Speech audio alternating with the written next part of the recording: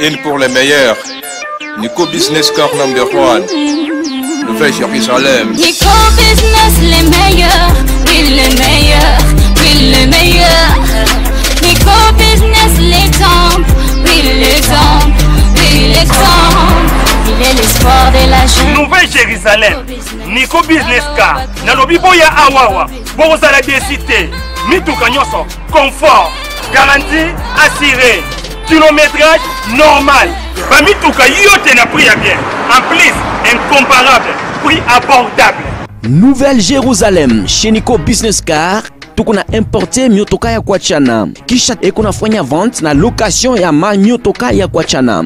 Achat sur internet ni tayari. Nico Business Car ekona uzisha miotoka ya kila namuna. Nico Business Car chez Jean-Jacques Chilumba. Tuko ku numéro 102 Manyema kwa Kimbangu. Nico Business Car ukitafuta ku Twitter igasimu ku 099 701 81 134 wala 085 34 27 171. Nico Business Car, King of Pickup. Nico Business Car, la rapidité. Nico Business Car, l'excellence. À Kiamungu.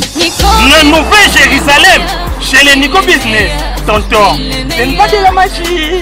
Voyons, c'est qui a Motoka? Putain,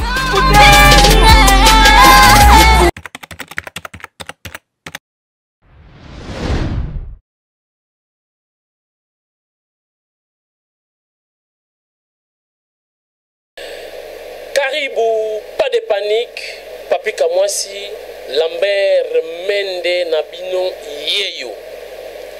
Boyebi ke eratakate, peko ratete. Tout va changer et tout doit changer. On a assez dansé, fini la récréation. Batbazolo ba trop, batbazolo kanisa trop, na yebi souci nabino, mais la preuve ils ont comme on a. L'émission est comme plus pragmatique que théorique. Et voilà, c'est l'émission dans la riche en images. Vous savez, Son Excellence, Monsieur le Ministre, Emmanuel Ilunga Ngoyi. Emmanuel veut dire Dieu parmi nous. Donc, Mfumunzambi kibeni kunzwako. Batuba kombataka Emmanuel. C'était Hérode. Hérode croyait que Emmanuel a eu le pouvoir naïe. Mais ce n'était pas le cas. Emmanuel a eu pour sauver l'humanité. Voilà, c'est la même mission de son Excellence Emmanuel Ilunga Ngoyi. La restitution des biens de l'État et des biens privés. Bana mboka baleli Lubumbashi pe ningani balobi biso pe ba biso bandako. Mais nazo kamwa la plupart ya baka ezo la basoda. Ba officier militaire. Oh général mokazo biso le pangu. Colonel mokazo biso le pangu. Bon. La loi du plus fort ezo sala ke ba faible bazo lâcher. Oh ministre, oh moi si moko bazolo ba Kiswahili nekoya. Ba makamto boya na tanga Mobutu ezonga. C'est fini. Excellence à lobby n'a créé commission Etienne Tshisekedi wa Mulumba au sein du ministère des Affaires foncières. Boyebi que nécropole, il y a nécropole, il y a cimetière, ça dit nécropole 2. Non, on appelle ça ma belle, chef coutumier, ba innocent, ba yebi, ba tracteur, ba niko, kosala musala, tout ça. Ba kangi, ba clôturer, ba chef, ba tout, donc sécurité, donc, ko bougete. On met qui téléphone de l'élite, on peut rebenga yo oye bate, oye ba policier ba komi. Ba chef coutumier, ba yeko kokuta na excellence. Tellement d'aller très sensible dans ma campagne congolais, dans ma souci, il s'est déplacé lui-même. Alati, Kakanenge Fachi, Alataki, na Rwanda. O esalaki polémique baza na poto ba diaspora. Weston de forme mokase sans chaussettes. Mbatia kaki te pas trop de commentaires. Bon mon ndenge ministre attaqué, c'est tout à fait ndenge facha attaqué. Et là Tamara Bongo bon ba na poto ben ngo tenue correct. Il s'est déplacé lui-même na staff naé pour résoudre les problèmes. Il y a Nécropole 2. Na yepte so babanja ko kunda mais na yoki il semblerait na confirmer que bakundi maman y a un certain général. Donc on a mis la kisi que imeni ko ande imeni taka bakundi maman général bilo ba ko maman général on a kancha chekititi. Donc problème ba banda ko kotsa ba plainte ba fundi ba sambi partout sans succès. Yembadi mama dossier comme na maboko ya Dieu parmi nous. Excellence Emmanuel. Atali Babi a fini la récréation. Allez, les policiers,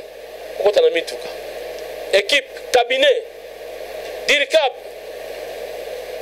secrétaire, Toleka, Kamwasi, Yaka, on a pointe, Tindika, Eliezer, bon, il y a comment déjà honorable, mais Tokomi Wapi, accompagné d'Eliezer, Toleka, pas trop parler, hein, pour te la image, ce qui a été l'arrivée de son excellence. Nous avons chef coutumier, nous avons visité Kimpoko 2, na Kimpoko 1. Pour la image, pour le plaisir, il y a le président Nico, business, na Katanga, et pourquoi pas na JP, Katanga. Pourquoi pas na Jean-Michel Lokio. Avec la complicité de Mike Luzola Dio, papa na on monte succès oyo wapi. Tindika bango di.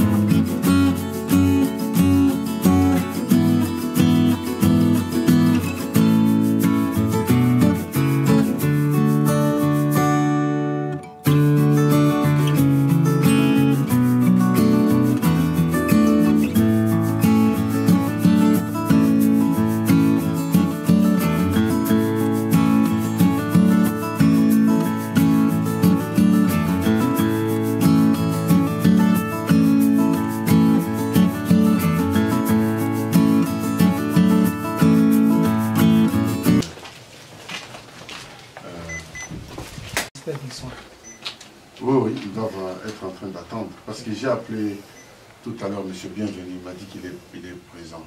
Je ne sais pas. Ils sont là parce qu'il y a la recherche qui est faite. Ok. Elle était au service. On a essayé de les appeler. Ok. Ça va. Très bien. Très bien, ça c'est encourageant. Et de l'autre côté, hier on a eu une réunion qu'on a fait ensemble avec les conservateurs, avec Daipen, avec la réserve stratégique.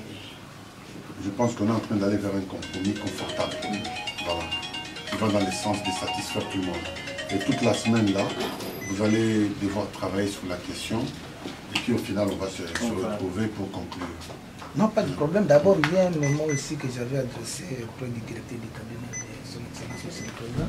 Je ne sais pas si vous étiez en possession de ça, mais malgré tout, il y a une copie Ok. Donc il y a toujours moyen de jeter un coup d'œil avant de trouver une solution à cette situation. Mais il connaît, le Dirkawa connaît très bien les... Il a expliqué. Mais on a quand même essayé de faire un mémo. Merci.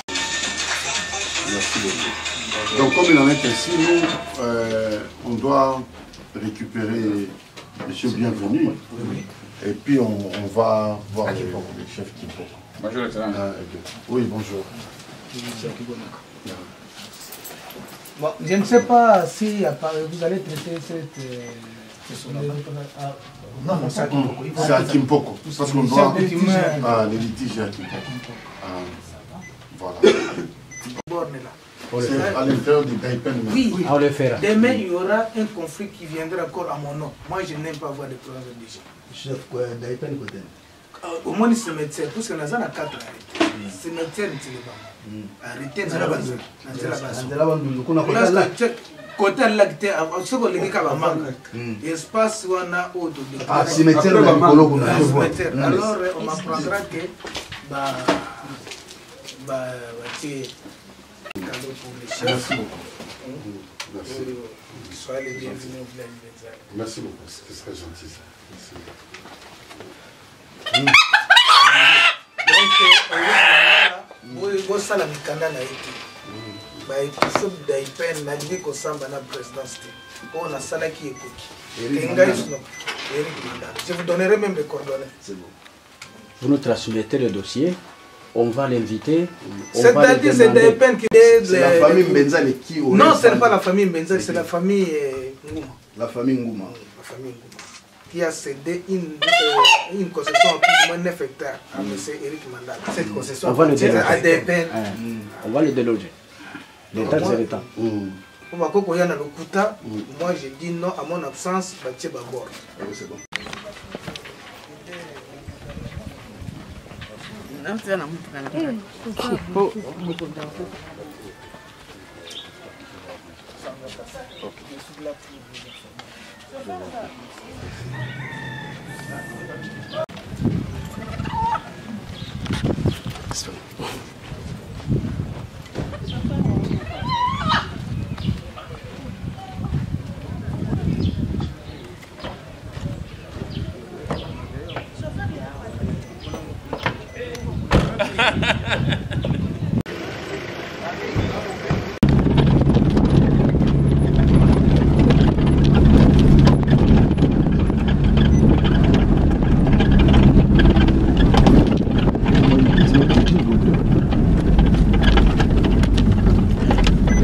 Chef coutumier ya billet nakenda moi vite en besoin ko skizenga chef coutumier ya billet na bakonzi mususu boyoki message moya na kati wana bateki kuna na nzele lopango wana ya maréchal famille ya Mobutu boyoka libela batangi kombo mo na kati boyoki yango ngate batangi kombo wana chef coutumier lobi ler yango yo ngala ko samba te boyoka ja kota nzele police wana bateki Novembre, Nzanga Mobutu. Boyoki déjà, eleki na tindika. Bolandela libela, tindika ya peuple mobimba. Donc ya Congo mobimba ya mutute. L'air yangoyo, excellence azalaki sur place ayoki.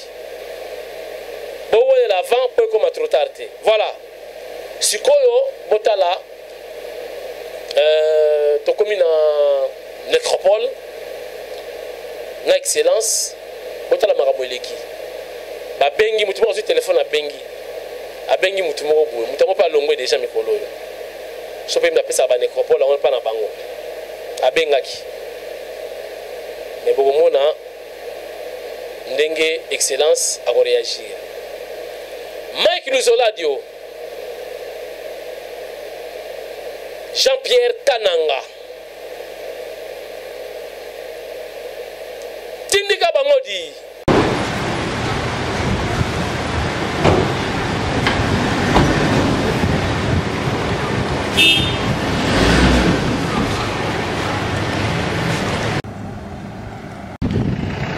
bandeko babolingo oyo tindika tefe boyebi erataka te baconflit na baconflit ya mabele mokonzi aza très sensible mpona badossier ya bana mboka oyo bozomona ezali nécropole 2 entre ciel et terre. Toyi na Kimpoko musika na nécropole 1. Nini ezoleka wa botala kala te.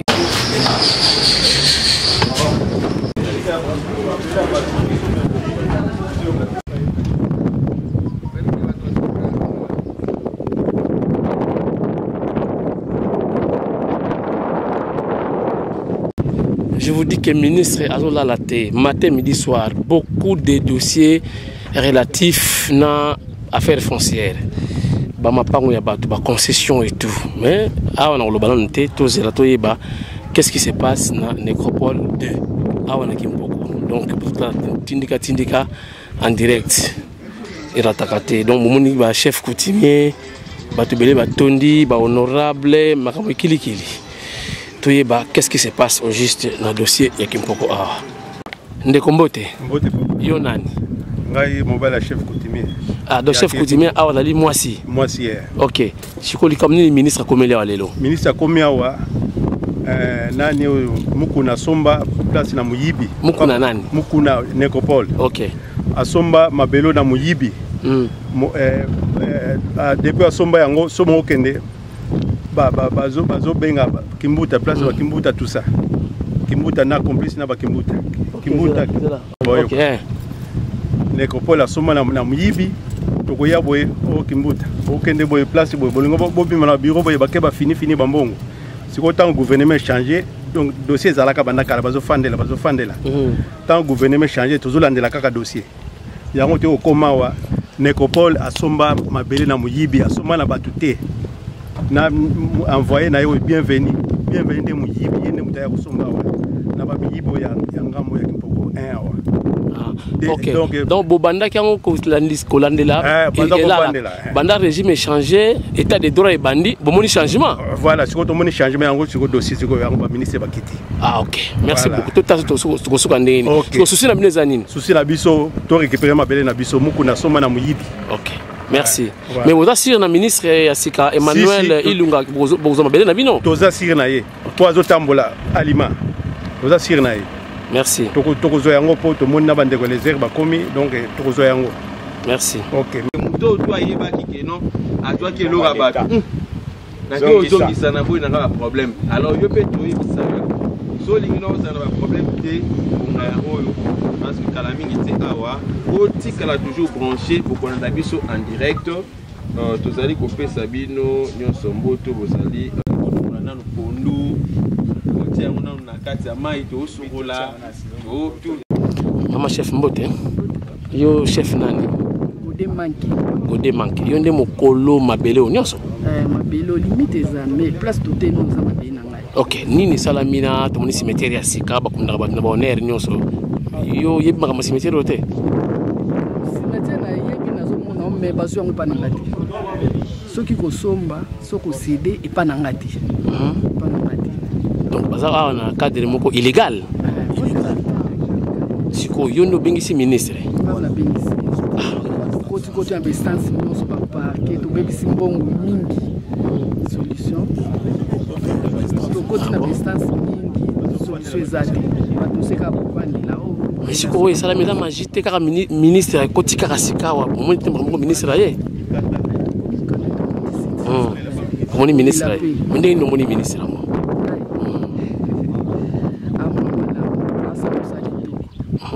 aza pour la moutonio soit fongoli mutema to landa la télé que c'est tel azozo ba solution ba problème ya biso pe to kenda ki pembeni to pusani to solo na ye yango pe na ndima ki te mena mona kiti akiti na terre kambo so état de droit bandi. OK. Sikoyo vous assure que bazo restituer mabele na yo mabele na ozozongela yango. Oh papa za mabele ba ko za déjà kuna eloko mutato yibi yango bambula buni suka pour le chef de l'état actuel Félix Tshisekedi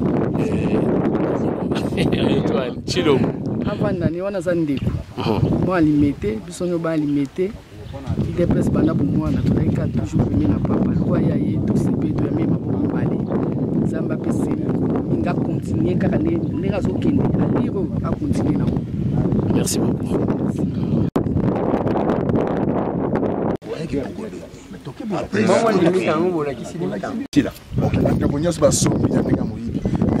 balanda bato batekelaki bango balanda bato wana balanda esi bapesaki mbongo na bango bapesaki balanda baya kolanda metelelo bapesaki balanda bapesaki mbongo na bango. Excellence a promis. Vous la réponse d'une excellence à passer.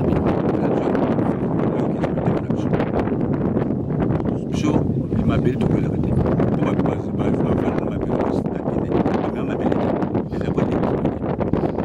Je peux donc m'appeler toute sa famille.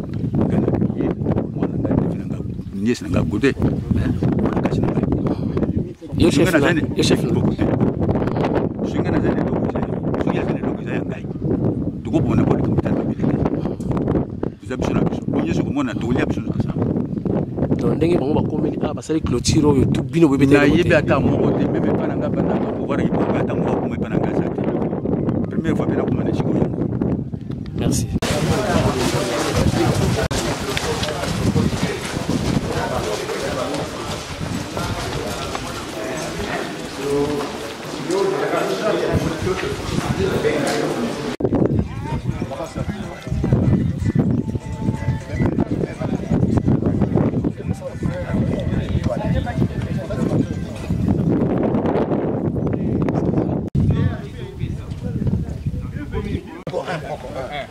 Ce n'est même pas aussi les chefs. C'est une bande de escrocs. Dengi Mayar Montana, Bino fini la récréation. On a assez dansé. Makambo changé. Botala Mwana Mboka Emmanuel Ilungangoyi. Comment il se donne corps et âme pour na kozongi sa mutuna droit na ye. Eloko yayo yayo. Yayo te yayo te. Zomona makambo. Voilà. Et puis na soulevé le comme Botala Ndenge excellence alati. Mon apoto tout à fait ndenge président Fachata na Rwanda. Voilà, donc mon casse pina ya Weston sans chaussettes donc va tenir yango. Style pina ya bana poto yango ya weekend. O ba chaki te ba comprendre que te moni excellence alati ka ndenge wana.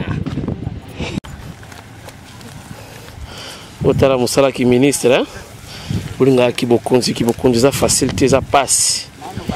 Botala excellence kota zokota. Pour la limite ya mabele kimpoko 1 na kimpoko 2 et bandi wapi et suki wapi.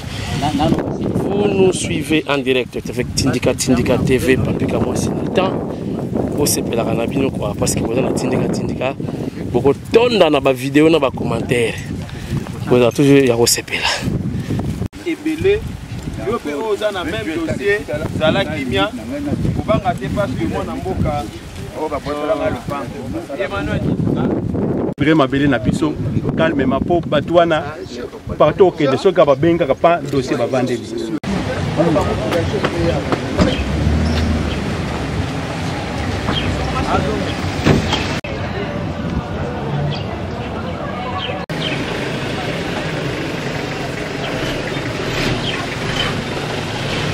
ezali komona ndenge bamboka na biso ba limite ekabwami entre les deux villages. Et entre biso bamboka wana soko tali fumwa ki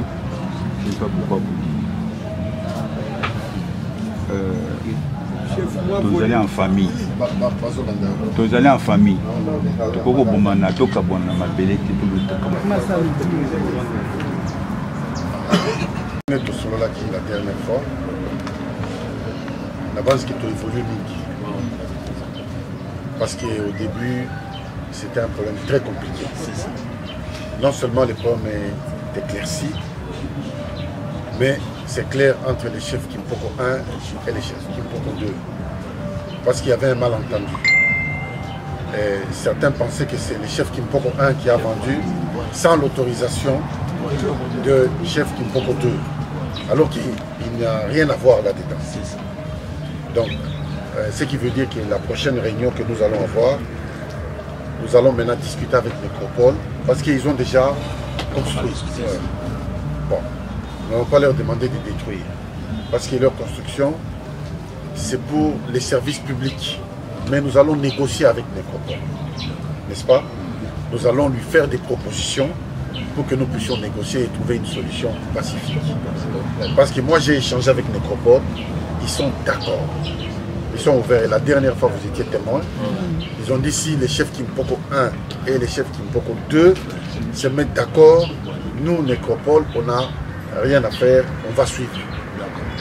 Donc ce qui veut dire la prochaine réunion, vous allez venir maintenant avec des propositions devant Nécropole, on met sur la table. On va épargner la justice, d'encombrer la justice tout le temps avec des dossiers, alors que nous pouvons nous-mêmes régler des problèmes pacifiquement dans des gars, il y a beaucoup. Voilà.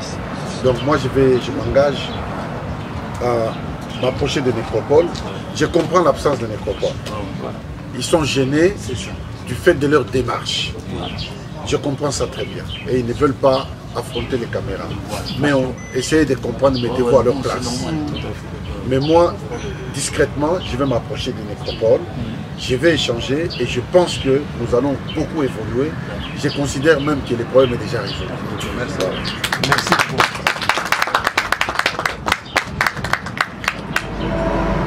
Le chef qui vient pour voir Nécropole dire je suis encore le chef de terre. Je vais négocier parce que j'ai vu le chef Mbenzale, il a dit il n'a rien à voir là-dedans. Bon, il ne faut plus qu'il y ait un autre chef qui vienne pour dire moi je suis, comme le chef de groupement est là, c'est lui qui coiffe, qui chapeaute tout. Je pense que sa parole fait foi. Donc nous pouvons lui faire confiance. Et je crois que la réponse à cette question, elle est dans les mains du chef de groupe. Ok. Quelqu'un peut encore arriver et dire non, c'est moi le chef ici. D'ailleurs, il sera aux arrêts. Quand il arrive comme ça, on doit quand même l'arrêter. Oui, papa, au moins ils sont tous là. Je sais que se déplacer pour comment. Si on peut aller dans l'administration de la mécanique de la table, on a dénoncé manœuvre, il y a Nécropole. Nous sommes en Mombalamba. Le col abandonné pour étouffer le dossier de la justice. Comme si on a évité ce qui est bon ou bien. On a étouffé en gros. Donc, Banda, il y a Zuma Belona à terre de la chimiate. Mais comment dire, moi, par force, mon sous, autant mon sous, moi, à m'équipe, vous êtes là entre temps, on va pas évoluer. Mais sinon, vous avez quelqu'un qui a démarche pour nous dénoncer manœuvre dans les lotés. Ça fait longtemps et évolué déjà de l'autre côté. Comme si on est bon, on peut pas côté. Ça qui en connivence dans l'autorité, monsieur. Oh, bien sûr, mais qui va bien des élans, parfois, il faut montrer là, entre temps, pendant autre côté. Donc ce n'est pas banni les lotés. Banda va banner ces gars. Son. Oui. Awa, bateau, baloba, qui vivra verra. Tobani musala bandi qui sont benga kana, qui sale me banda.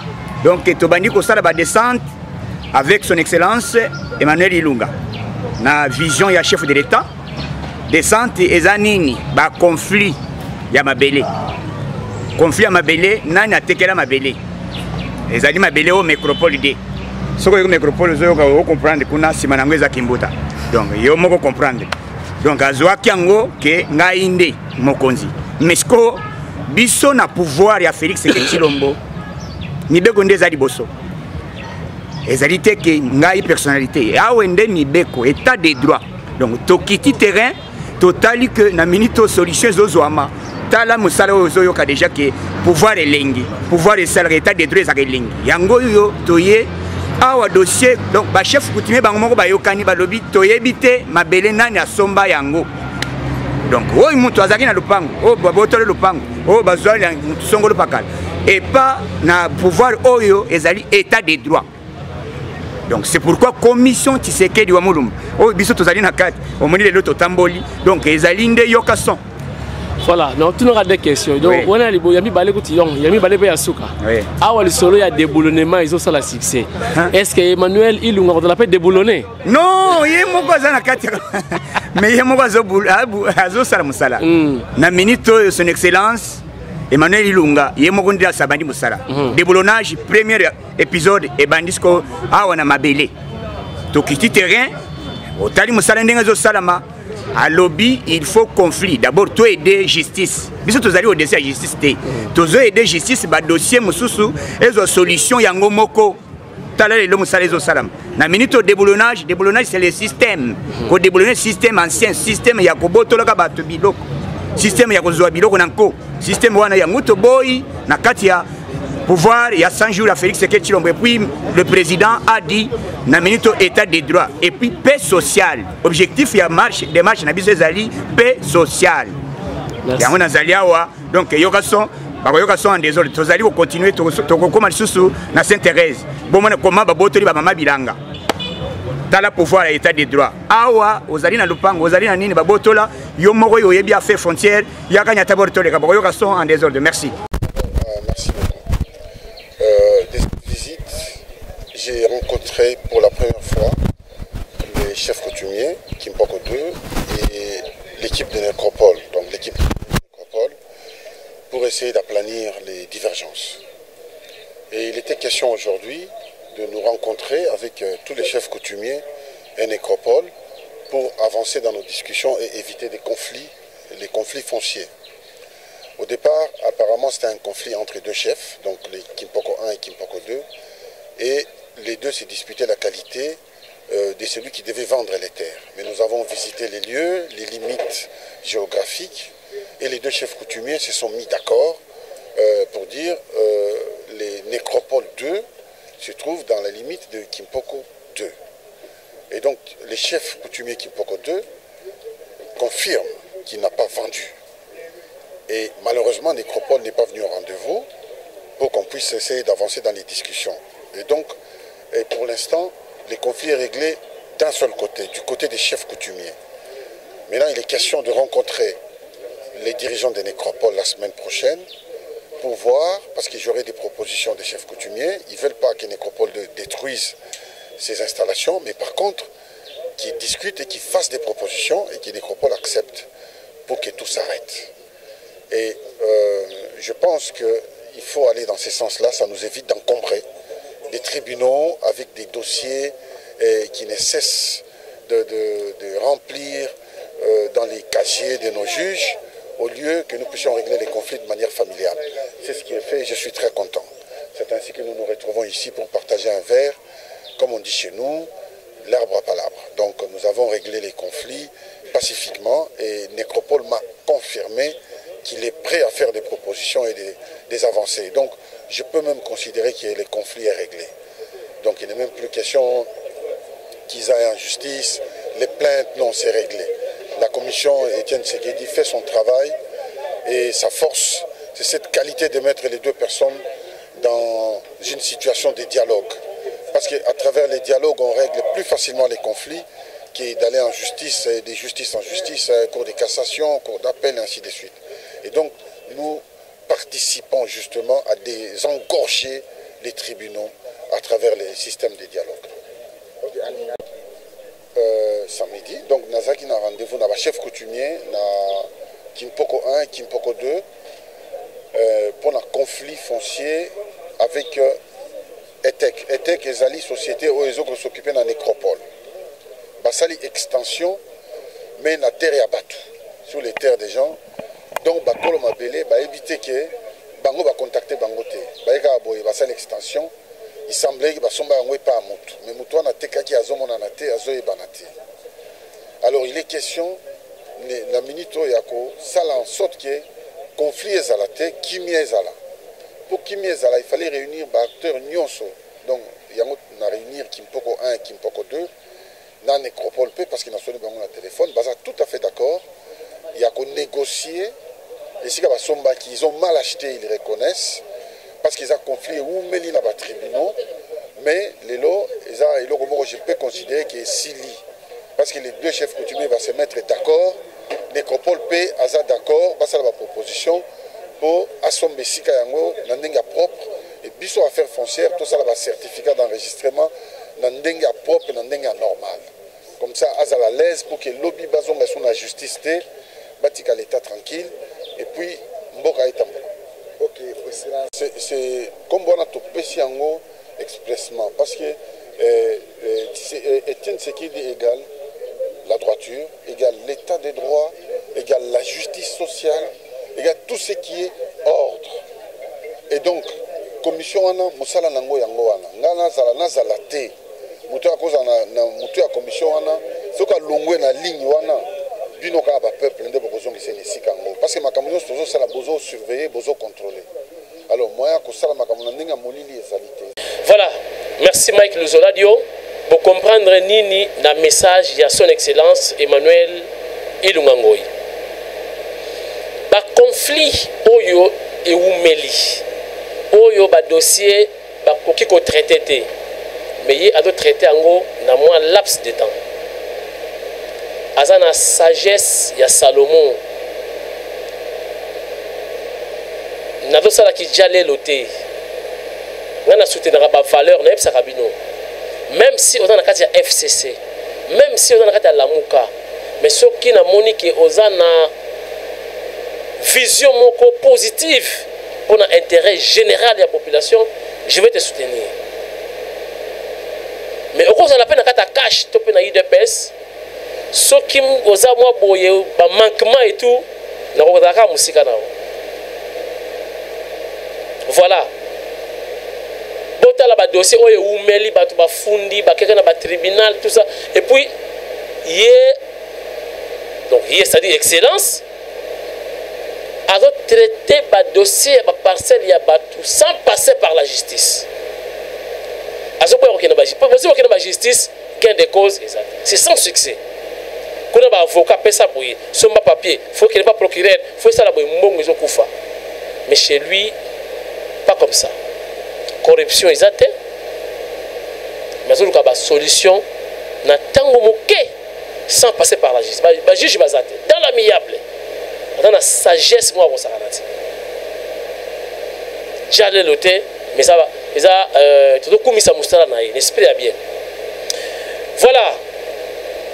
Tolongwe, na Kimpoko 2, au moni va recevoir Bisso, le chef coutumier. Tokendeki na site Moussus. Kuna, bota la maramoleka ki, bateki, mabele, et vraiment basala rabilanga. Ba raison moko donc, beaucoup d'imati. Les Angatina. Quand on va lotir, on va occuper la place, l'espace vert de la société, dans le Congo, mon pépé, ça la terre, partout, on va rabattre. Et puis, on va Congolais, je vous dis, Congolais, on dit qu'on a une érosion. Mais, Banzela, ils sont belés, qui se sera un espace belé vide, donc, il y a une érosion, ça la carte. Le conflit est belé.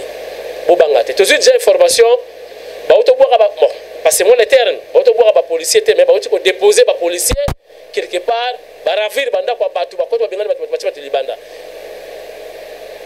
sauf imprévu, équipe, lobby, ministre, tu as libanda. Non, même pas policier, tu as zone, il y a Montfléry. À mon avis, il y a une excellence à la famille. On va voir qui est Libanda. Mais quand même ce qui a été rencontré, par le quartier, son excellence, monsieur le ministre, Emmanuel Ilungangoyi, Dieu parmi nous, Nachango. Regardez. Chef religieux et conservateur de la chef de bureau qui était avec nous au bureau.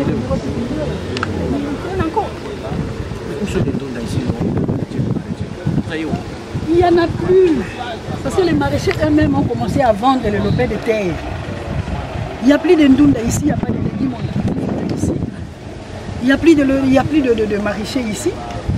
Quand ils revendiquent la terre, moi je trouve que c'est vraiment une aberration parce qu'ils ne cultivent plus. Ils ont commencé à vendre des terrains. Voilà toutes ces maisons. Ici, la culture des légumes. Mais ils ont tout vendu. Voilà. Il y a déjà des maisons. Donc c'est une situation de fait. Et le site est devenu la base des délinquants qu'on appelle communément les communes. Et la nuit, ici, quand vous passez, on vous agresse. C'est comme ça les ministres provinciaux, les ministres nationaux ont pris les arrêtés lotissant les sites pour sécuriser un peu la population environnante. Et étant une situation de fait, les maisons se sont déjà érigées, la population s'y est installée, c'est comme ça qu'on a essayé de les lotir. Et les maraîchers qui revendiquent les sites n'ont pas les droits en fait. Ils n'ont aucun droit. On leur avait donné pour la culture. Et ils n'exercent plus la culture. Maintenant, ils commençaient à vendre. Là, ça ne va plus. La partie restante ici. De l'autre côté, c'est le Shekina, l'église Shekina. Qui va construire son université. Ici, dans le marécage. Oui, de l'autre côté, là, c'est Shekina. Il y a la planète J aussi de l'autre côté. Donc, tout est déjà occupé ici. Il n'y a plus de culture de l'église. Le quartier, oui, commence par le pont. Et les chefs coutumiers leur donnaient des jetons, des petits jetons. Et quand le ministre a pu les arrêter, il m'a ordonné de régulariser en fait les situations des gens qui ont déjà mis en valeur le terrain. Et j'ai commencé à signer des titres. C'est l'arrêté qui a été signé et que vous avez suivi avec la ville. Ils ont reconfiguré l'emplacement, délocalisé notre espace. C'est cette année, c'est cette année. 2018. En 2018, c'est cette année. Et le périmètre du lac a complètement diminué et aujourd'hui, les problèmes du Tchad se répercutent en RDC. Parce que les nomades, les Mboro, les éleveurs sont descendus Centrafrique sont en par le Bangui et ils sont aujourd'hui vers chez nous, dans le Haut-Ouélé, et ils occupent le parc de Garamba où ils détruisent complètement les écosystèmes. Ils sont même en train de faire le braconnage. Parce qu'ils disent qu'ils n'ont pas de l'eau là-bas. Et nous, il y avait un forum il n'y a pas longtemps sur l'eau au Nigeria. Parce que la communauté internationale entre guillemets préconisait que nous on leur donne les eaux du fleuve Congo. Et nous ne voulons pas. Parce que nous en avons besoin, il y a les barrages d'Inga, il y a plein de petits barrages. Donc c'est un sérieux problème. Mais lorsque les gens construisent à côté de l'eau comme ça, dans 20-30 ans, il n'y aura plus cette chose. La rivière n'existera plus. Donc moi je pense que la situation de fait, il faut peut-être la délimiter, il faut réfléchir, mais il ne faut pas l'accepter. Parce que qu'est-ce qu'on va laisser à nos enfants? On ne va pas construire partout. La ceinture verte, elle aide aussi pour l'oxygène. C'est une question d'écologie. Aujourd'hui, on a des sérieux problèmes avec le réchauffement climatique. Donc c'est un problème auquel il ne faut pas trouver des solutions comme ça précipitées. Parce que c'est un problème des générations. Ça, nos enfants, nos arrière-petits-enfants, ils ont besoin des espaces verts pour vivre. Nous, on ne peut pas vivre comme si la vie s'arrête avec nous. C'est qu'une fois que nous, on n'est plus là, c'est fini, le Congo peut s'arrêter. Non. On doit aussi penser aux générations qui viendront dans 50 ans, dans 60 ans. On ne peut pas construire dans les marécages. On ne peut pas leur délivrer. Ça, ce sont des... Au-delà du fait même qu'il n'y a pas de maraîchers, mais on a besoin de l'oxygène. C'est l'eau, juste là, la rivière qui est là. Une fois que les gens commencent à construire, ça y est, les eaux de pluie ne viendront plus et la rivière va diminuer petit à petit. Vous voyez même notre fleuve Congo, ça diminue, n'est-ce pas? Tout le monde est au courant de ça. Alors il y a tous les dangers que nous courons. Le fait de laisser les gens, je comprends la pression démographique, mais l'État a pris dans le passé, si j'ai bonne mémoire, par rapport à la discussion, des arrêtés constituant la ceinture verte pour donner l'oxygène à Kinshasa. Il faut qu'on fasse tous des efforts pour la respecter. Je pense qu'il y a des discussions qui doivent être engagées dans ce sens. Moi, à mon avis. Même s'il y a un arrêté, mais il va falloir engager des sérieuses discussions parce qu'on ne peut pas permettre l'anarchie. Bon, en fait, monsieur le ministre.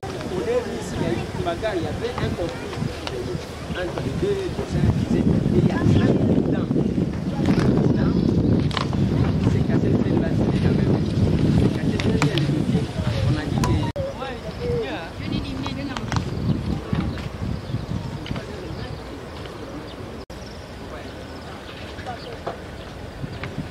que... Manchili. Non loin, voulais-je dire, il y a boulevard Kimbuta. Donc 30 mètres de la rivière Njil, on ne peut pas construire. C'est ça qui a été presque respecté. Si vous essayez un peu de vérifier là-bas, vous verrez que les limites sont... Mais de l'autre côté de la rive, ça... Comme il avait un arrêté du gouverneur de la ville interdisant les constructions ici, il venait d'établir pour régulariser la situation. La régularisation a été faite sur la base du fait qu'il y a une situation qui existe, qui est déjà là. Oui. Si cette situation n'existait pas, on allait garder encore la ceinture verte. Voilà, donc ça veut dire quoi? Ça veut dire que c'est l'anarchie qui prime sur l'ordre public. Que ce soit les ministres provinciaux ou les ministres nationaux, c'est l'État provincial. On doit respecter les règles, et les règles sont les mêmes pour tout le monde. Donc je pense qu'il va falloir qu'on se retrouve au ministère, parce que moi je voulais voir par moi-même, pour que je puisse donner des réponses aux questions importantes qui sont posées. Donc on va se revoir, et on va rediscuter de cette question. Et toutes ces maisonnettes-là, ça appartient à qui? Là, juste là. Il a remarqué qu'il y a des petites maisonnettes qui sont là, qui n'ont pas respecté la distance par rapport à la rivière. Alors c'est par là qu'ils se sont arrêtés à ces maisons. C'était connu qu'il faut respecter la distance de 30. Quand vous allez venir, j'aurai tous les dossiers et des notes techniques. Après, on pourra échanger. Moi, je pourrai prendre ma décision en âme et conscience. Mais d'emblée, il faut protéger la planète. Voilà. On ne peut pas construire partout. Oui. Monsieur le ministre, ce n'est pas une maisonnette que ces enfants-là que vous voyez n'auront plus d'oxygène. Ces problèmes, peut-être vous les prenez avec beaucoup de légèreté. Des maladies de la peau, des cancers de la peau, parce qu'il n'y a pas suffisamment d'oxygène pour distribuer à tout le monde. Et ça, c'est notre faute. Parce que nous, on n'a pas pris de bonnes décisions, on a été gourmands. Et voilà, on n'a pas su agir en temps voulu. Mais moi, je suis là pour protéger la population, le peuple d'abord. Ouais. Voilà. Si vous voyez bien. On est limité qu'à ceux qui étaient là avant. On a des jeunes qui sont au chômage, qui peuvent, si on leur donne du travail, l'opportunité, ils peuvent montrer de quoi ils sont capables. Il y a les agronomes conformes. Comme ça, on va harmoniser la ligne. Voilà. Merci beaucoup.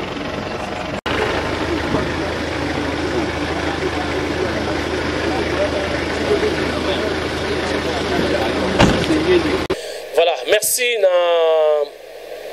secrétaire du chef Karine Banza. Merci na Jean-Michel Lokio. Et pourquoi pas Kaka Dengi Mayar Montana. Tobo Sanité, Batnus Badingara Tindika TV. Bozara Nabiso toujours et qu'on change. Ba remarque na bino na yoki yango.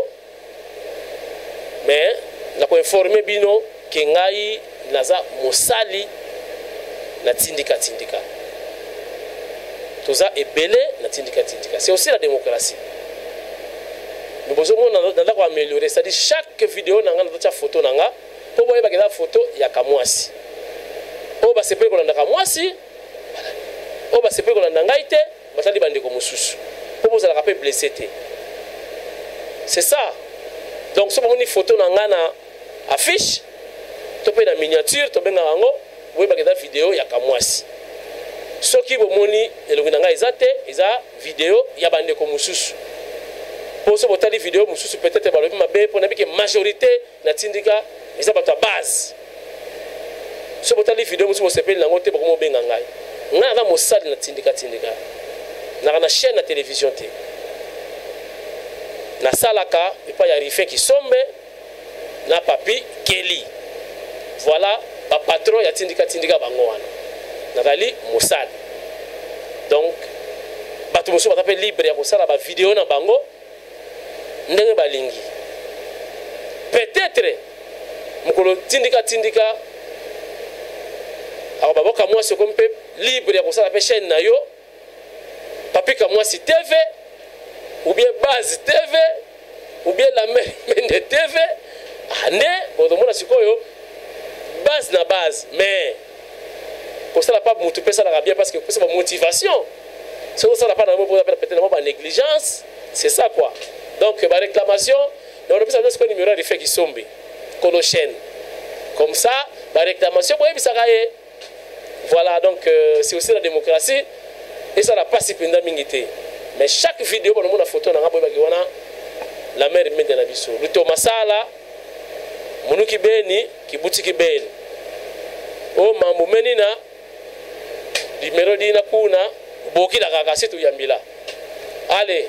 Tokutani prochainement, la prochaine numéro, il y a Tindika TV, toujours avec Lambert Mende Nabino Yeyo.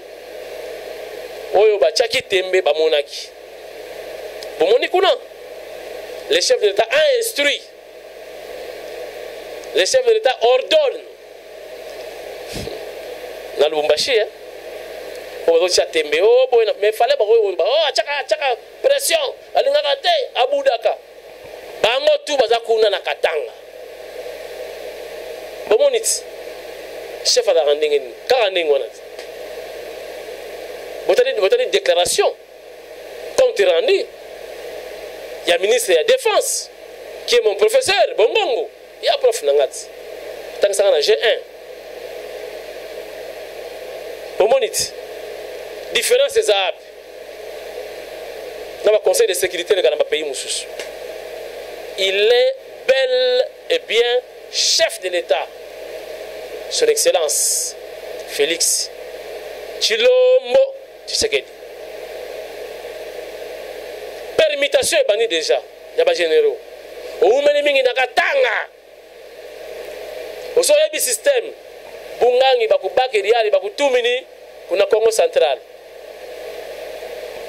Batu ya frontière kuna. Basi ba yeba système. Batu ya DGM. Minere yakabwe. Balu katwe. Batindi bino kuna na bandundu. Okene kosala kuna mikungu na mikungu. Na tondolo. Na este aussi boyebi ba système balukatwe batindi bino kuna na Kasai bula bonseka nani susu kakonto boumeli mingi kuna boyebi système balukatwe batindi bino kuna Équateur Mbisa Mai la bois rouge ezakuna forêt équatoriale fara boye na Lyon o meki adameyo boko mesana bono bali susuti conseil ya ngwana de sécurité tout le monde autour du chef Fachi au-dessus na le bilisusu et monsieur Sil merci à la prochaine.